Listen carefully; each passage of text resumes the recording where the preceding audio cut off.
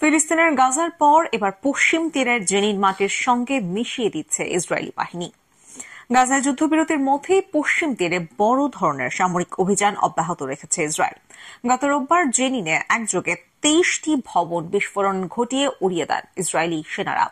এদিন 70 ঊর্ধ্ব এক ফিলিস্তিনি সহ দুজনকে হত্যা করা হয়। গাজাকে ধ্বংস করে দেওয়ার পর ইসরায়েলের নজর এবার পশ্চিম তীরে।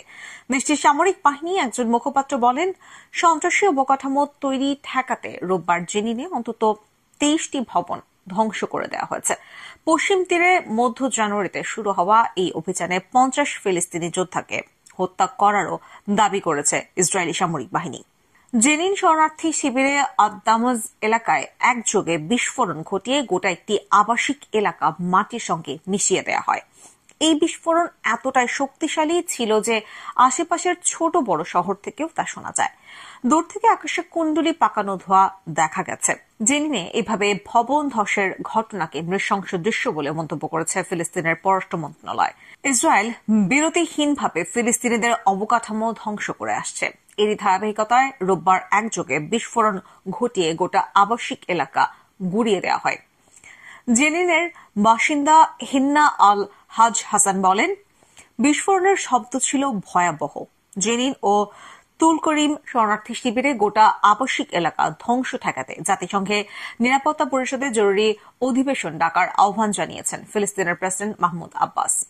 ফিলিস্তিনের স্বাস্থ্য মন্ত্রণালয় জানিয়েছে, জেনিনে আবাসিক এলাকা গুড়িয়ে দেওয়ার কয়েক ঘণ্টা আগে 73 বছর বয়সী এক ফিলিস্তিনিকে হত্যা করে ইসরায়েলি বাহিনী। পৃথক ঘটনায় পশ্চিম তীরের দক্ষিণাঞ্চলীয় আরবোর এলাকায় মোহাম্মদ আমজাদ হাদোশ নামে 27 বছর বয়সী এক ফিলিস্তিনিকে হত্যা করে ইসরায়েলি সেনারা। প্রায় 15 মাসের যুদ্ধের পর গত 19 জানুয়ারি গাজায় যুদ্ধবিরতি কার্যকর হয়। এর পরপরই দখল করা পশ্চিম তীরের জেনিনে আয়রন ওয়াল নামে বড় ধরনের সামরিক অভিযান শুরু করে ইসরায়েলি বাহিনী। এদিকে গাজায় দ্বিতীয় ধাপের যুদ্ধবিরতির আগে ইসরায়েল ও অন্যান্য দেশের সঙ্গে আলোচনার প্রস্তুতি চলছে বলে জানিয়েছেন যুক্তরাষ্ট্রের প্রেসিডেন্ট ডোনাল্ড ট্রাম্প। স্থানীয় সময় গত রোববার তিনি বলেন, মধ্যপ্রাচ্য নিয়ে ইসরায়েল ও অন্যান্য দেশের সঙ্গে আলোচনার প্রস্তুতি চলছে।